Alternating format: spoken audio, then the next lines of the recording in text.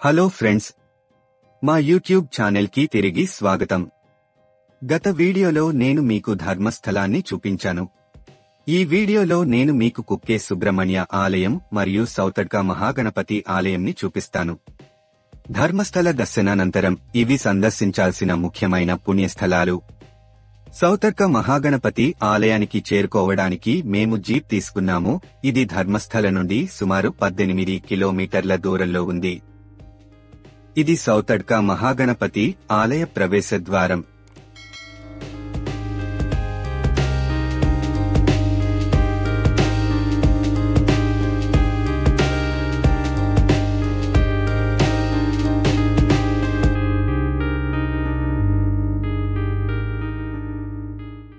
మేము అదృష్టవశాత్తు మహాగణపతి ఆరతిని ముందుండి చూడగలిగాము.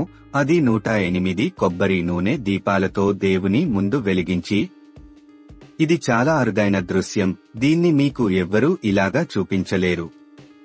ఫ్రెండ్స్, మరిన్ని అద్భుతమైన వీడియోల కోసం మా యూట్యూబ్ ఛానల్ను సబ్స్క్రైబ్ చేయండి. ఇక్కడ మీరు శ్రీ మహాగణపతి ఆరతిని ప్రత్యక్షంగా చూడవచ్చు.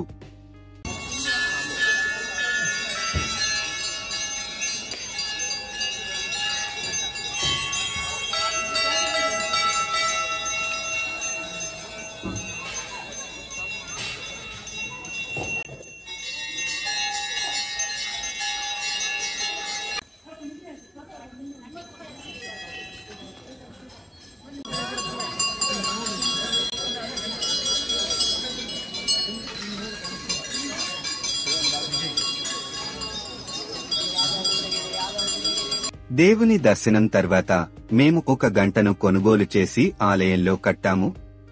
మీరు ప్రార్థించి ఈ గంటను కడితే దేవుడు తప్పకుండా మీ కోరికను నెరవేర్చుతాడు అని నమ్మకం ఉంది. అదనంగా మేముకి ప్రసాదం టికెట్ తీసుకుని రుచికరమైన అవలక్కిని, అటుకులు రుచి చూశాము. మీరు దీన్ని ఎట్టి పరిస్థితుల్లోనూ మిస్ కాకూడదు. మేము మళ్లీ జీప్ తీసుకుని కుక్కే సుబ్రహ్మణ్య ఆలయంకి చేరుకున్నాము. ఇది సౌతడ్క మహాగణపతి ఆలయం నుండి 40 కిలోమీటర్ల దూరంలో ఉంది. జీప్ కోసం 5 మంది వ్యక్తులకు 500 రూపాయలు వసూలు చేశారు. కానీ మీరు బస్సులో వెళ్తే ఒక్కొక్కరికి 80 రూపాయలు మాత్రమే ఖర్చవుతుంది. మార్గమధ్యంలో మేము కుమారధార నది వద్ద ఆగి కుక్కే సుబ్రహ్మణ్య ఆలయ దర్శనానికి ముందు పవిత్ర స్నానం చేశాము. నదిలో చాలా చేపలు ఉన్నాయి. కానీ మీరు భయపడకుండా పవిత్ర స్నానం చేయవచ్చు, ఎందుకంటే చేపలు ఎలాంటి హాని చేయవు. మీరు చేపలకు ఆహారం కూడా ఇవ్వవచ్చు.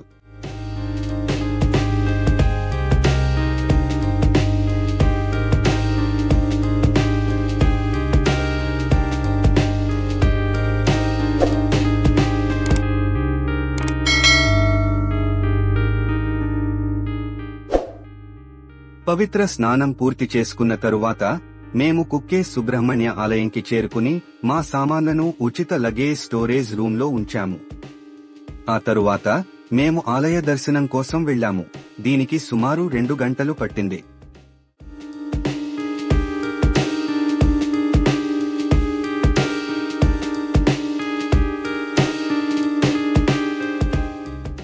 ఇది మా వ్లాగ్ ముగింపు.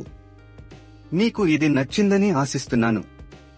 మరిన్ని ఆసక్తికరమైన వ్లాగ్స్ కోసం మా ఛానల్ను సబ్స్క్రైబ్ చేయండి. తదుపరి వీడియోలో కలుద్దాం. Thanks for watching. మీరు మా ధర్మస్థల వ్లాగ్ చూడడం మిస్ అయితే ఇక్కడ క్లిక్ చేయండి.